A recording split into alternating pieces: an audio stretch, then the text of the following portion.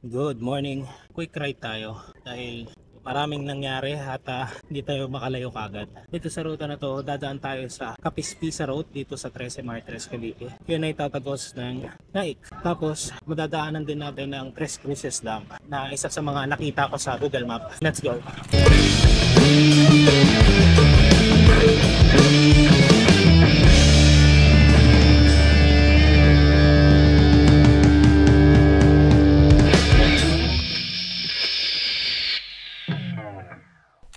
Ang ganda ng panahon ngayon at nakapag-ride tayo. Medyo tanghali na, nag-ride out tayo ng 6:40 AM at isa to sa mga matatagal ko nang nakita at planat na ruta dito malapit sa aming bahay. Minsan kasi nag-explore ako sa Google Map kung ano yung mga pwedeng puntahan within the area. At isa to sa mga nakita ko, which is yung Tres Cruces Dam, dadaanan kapag dinaanan natin ang Capiz-Pisa Road.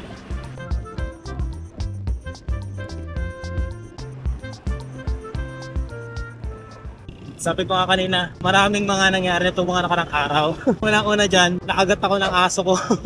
Kaya hindi rin ako nakapag-ride masyado from last week hanggang this week. Kaya eto, simulan natin ulit sa quick spin. Pangalawa, nitong last weekend, subukan natin pumunta sa Taktak. Problema naman, dito sa Cavite umuulan. Hanggang Manggahan lang ako umabot at nag-decide ako na bumalik na sa bahay. Ang natuloy doon sila Ate Nuna, sila Venice, saka yung iba pa nakasama. Kaya ayun, formata yung ride. Pero bala kong balikan, hinya lang, feeling ko solo kasi weekday natin ira-ride yun. Dahil this weekend, meron tayong personal na errand gagawin. Kaya hindi tayo makakapag-ride. Ayan, malapit na tayo sa bayan or town proper na 13 Martires. Medyo maraming mga sasakyan ngayon dahil it's Thursday morning.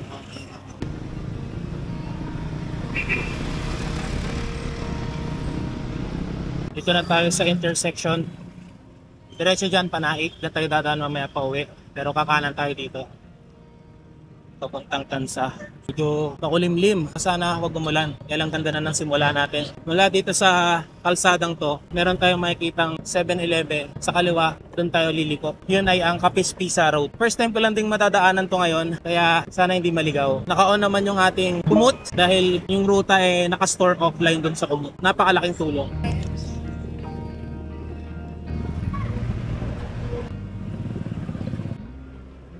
Dito sa ruta na to, diretso to, hanggang Tansa, Rosario. Tapos, from there, pwede kang lumiko sa kaliwa, papuntang Naik naman. Sa kabila naman, papuntang Kawit. SN City Tansa. Hindi tayo aabot sa SN City Tansa. Soon, liliko rin tayo. We are now leaving 13 Martires City. Hanggang dito lang yung boundary ng 13. Yan, mapasok na tayo ng Tansa. Ganda ng kalsada dito smooth na smooth. Although, syempre, meron pa rin siyang mga imperfection pero smooth na smooth compared sa mga usual na makikita natin sa National Highway. Traffic, 4 minutes before 7. Dapat tayo ng traffic dito.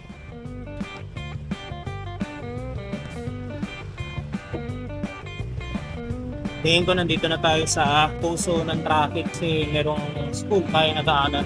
Siyempre, pasukan na, may siksik tayo dito sa gilid. Pero malapit na tayong kumaliwa dahil may turn natin.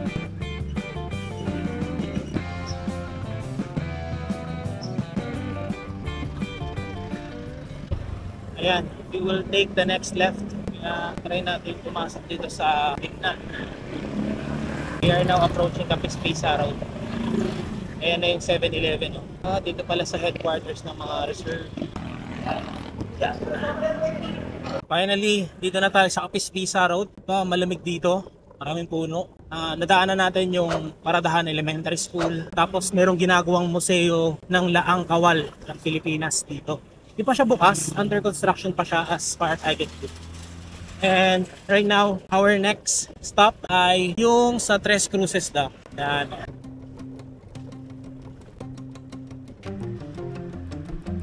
Barangay pala itong Tres Cruces. Ito na tayo sa arko ng Barangay Tres Cruces.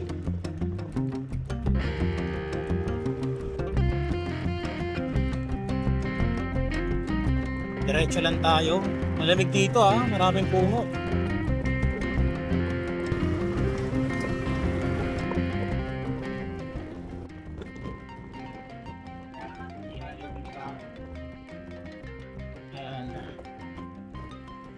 We will Yan, we will take the next left from Barangay Hall ng Tres Cruces.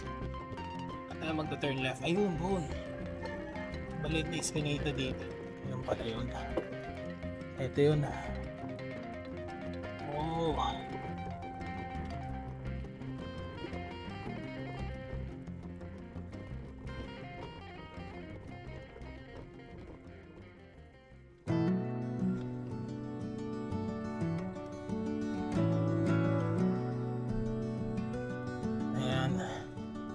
Pwede daw pumunta doon, makapagtanong tayo. Punta tayo dito sa pinaka river irrigation system. Ayan, meron namang hagdanan dito eh.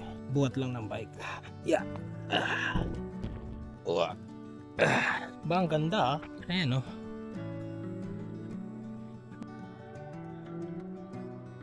Ayos. Pakitin natin to. Yeah. Dapat dun sa kabila. Sige, dito na lang. Buhat-buhat natin tong bike. Daanan pala talaga siya.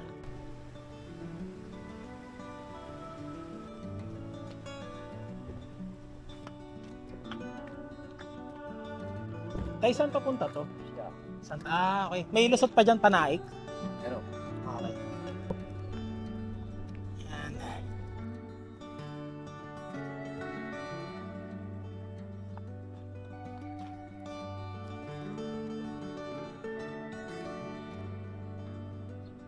Okay na.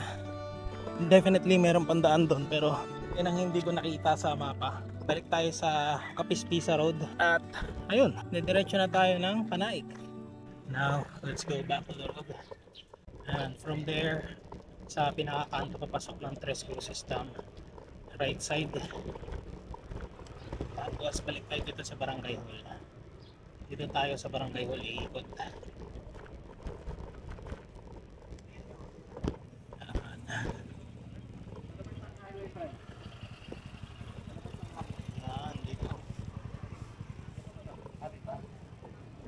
So following this way, it is over 4.7 kilometers bago tayo makarating sa Antero Highway. Yeah, let's go.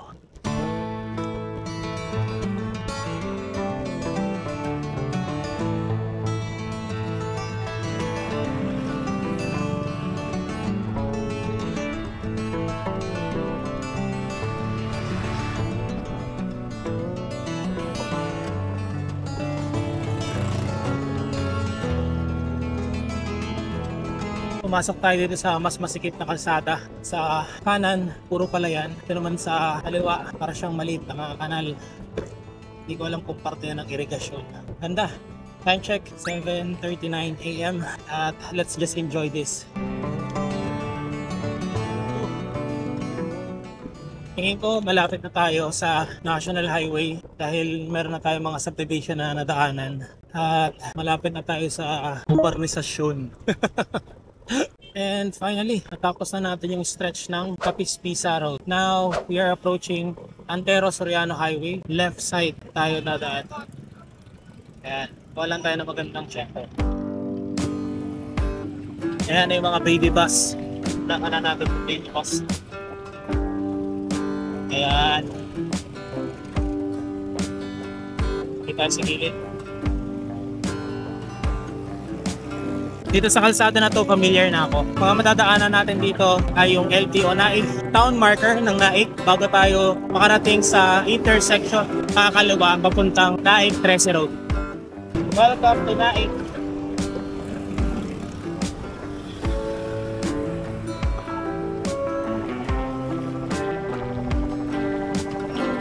Nakalagpas na tayo sa LTO Naik. Hindi ko na na-videoan dahil nawili ako dito sa view natin dito. Ano pala yan. Tapos may background ng mga bundok. Hindi ko alam kung kita nyo dyan sa video pero dito kitang kita. Ganda. Welcome to Naik Town Marker. Yun, sundan natin yung baby bus. Woohoo! Ayos.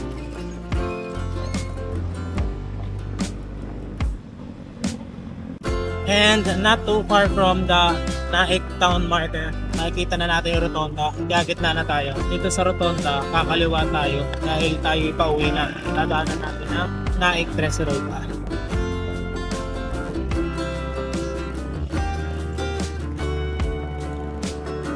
Yun.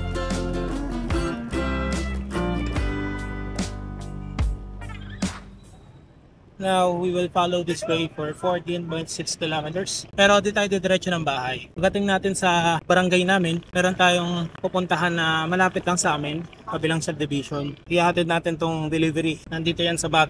Let's go.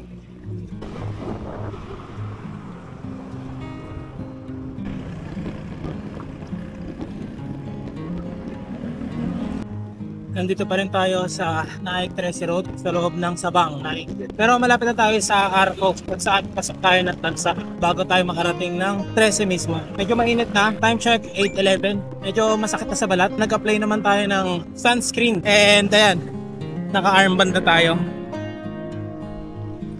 Pag nakita na natin itong mga parang maliliit na bamboo shoots dito sa gilid, ibig sabihin we are approaching the arc of Barangay Sabang Naik, and approaching na rin tayo papasok sa Tansa.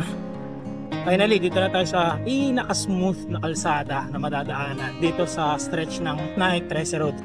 Ayun, thank you for coming to Naik. Ito na yung arko ng Sabang Naik. Itong kalsada na to, paglabas natin ng Sabang, magiging rolling na siya, and constantly nasa 2 to 3% gradient siya. Ayan, ngayon medyo palusong pero not for long.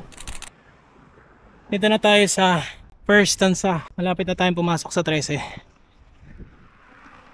Hanap lang tayo ng makakainan doon sa 13 mismo, sa Town Proper. Medyo nagugutom na ako bago tayo dumiretso sa ating delivery point, which is kasama sa ating task for today.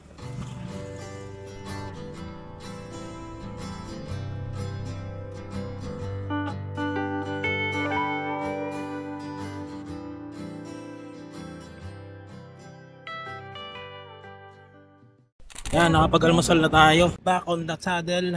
Kumain na tayo dahil may nakita tayong kainan. Minsan kasi naranasan ko ng abutin ng gutom sa kalsada kasi hinihintay ko yung talagang pakiramdam na gutom na ako. Pero doon ko rin nakaisip na hindi pala dapat ganun. Kasi kapag pagod ka na, tapos gutom ka pa, inabot ka pa ng gutom sa kalsada. Tulad sa akin, sumakit yung ulo ko. Ang hirap na pumadyak. Kaya as much as possible, simula bago ako abutin ng gutom, kumakain na ako. Dahil kapag inabot ka ng pong, kahit anong kain mo pa dyan at pakinga, pag kumabot na sa ganong estado, ang hirap na bumawi ng lakas. Papasok na tayo ng Kabuko. Actually, parang Kabuko na to eh. Ano pa nakikitang tama, Kabuko na nga to. Ito na tayo sa Kabuko 13 Martres. At time check, 8:39 AM. Ngayon, pasok na tayo sa Rolling Hills ng 13 Martres. At rekta na tayo papuntang delivery point. Let's go!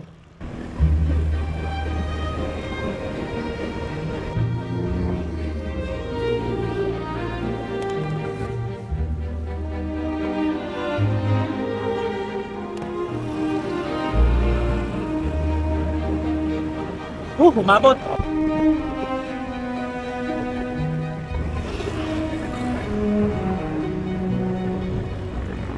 Finally, ito na tayo sa aming barangay. Ito na yung huling ahon bago tayo pumunta sa pinakakanto ng subdivision namin. Pero pupunta muna tayo sa delivery point ng ating epektos. So, diretso lang tayo. Tapos kakanan tayo doon sa intersection.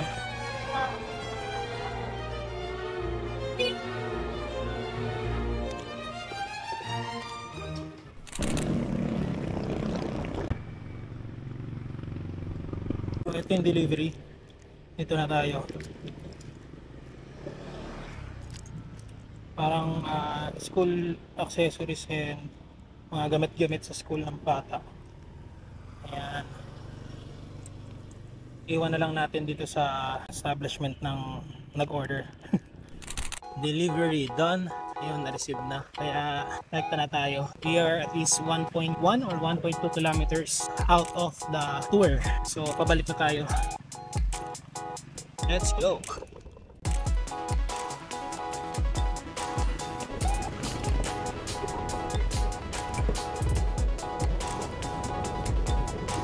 That's it. Dito na tayo sa pinakakanto. Alright, that sums up our ride for today. Quick spin lang siya. More of an exploration of route. Thank you for watching, guys. See you on the next ride. Bye-bye. Oy.